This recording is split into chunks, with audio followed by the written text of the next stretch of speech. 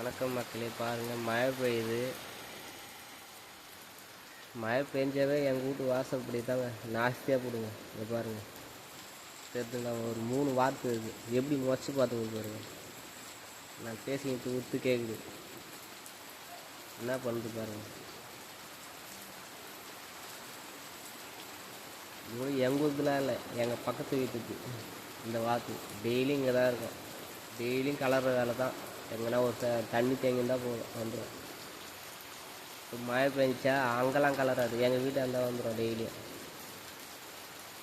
அப்படியே போகும். பேசினா போதும், அது கிளம்பிட வேண்டியது தான்.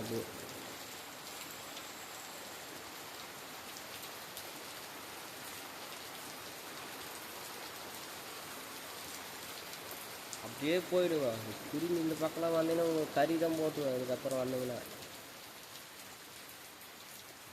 மொத்தம் வறுத்துடுவேன் அப்படியே முழுசாக எண்ணெயில் போட்டு.